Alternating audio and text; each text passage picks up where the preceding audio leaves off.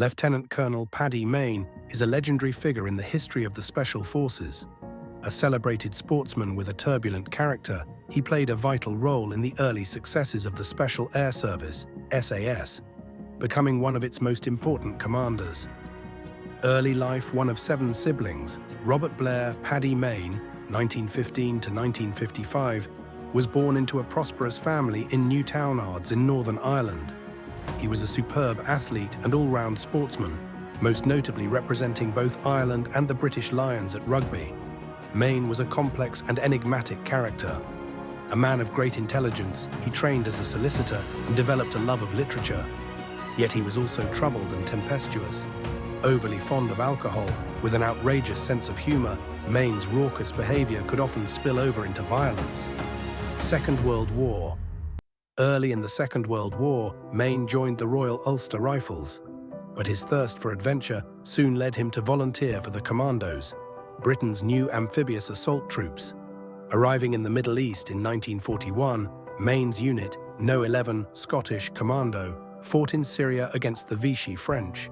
Mayne distinguished himself in his first experience of combat during the Battle of the Litani River. He earned a mention in dispatches for capturing his objectives and many prisoners. Success in the SAS. According to regimental tradition, Mayne was recruited into the SAS from a prison cell, where he was awaiting court-martial for striking his commanding officer. Whatever the truth of this story, Mayne proved to be a great asset to his new unit. Following its disastrous opening operation in North Africa in November 1941, it was Mayne who first brought badly needed success to the SAS.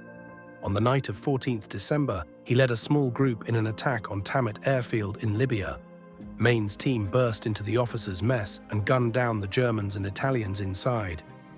They then set about attaching Lewis bombs to some aircraft and shooting up the cockpits of others.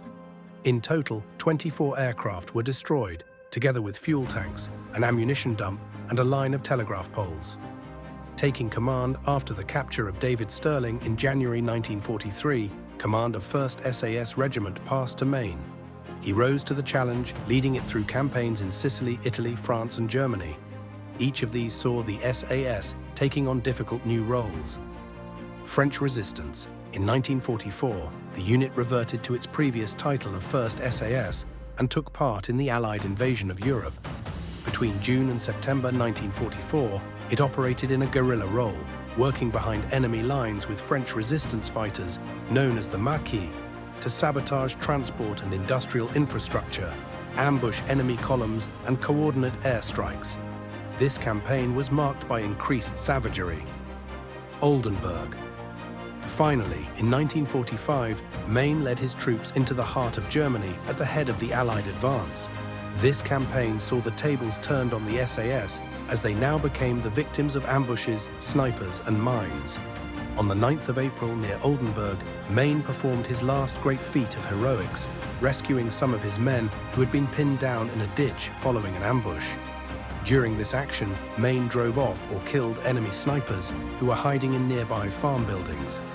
He then dealt with enemies situated in a patch of woodland by coolly driving up and down the adjacent road in a jeep, while his gunner poured fire into the German positions. Highly decorated for his action in Germany, Mayne was recommended for the Victoria Cross, the highest military award for gallantry. This was later downgraded to a Distinguished Service Order DSO. However, when added to the 3 other DSOs he had won in Africa, Sicily, and France, this made Mayne one of the most highly decorated soldiers of the war.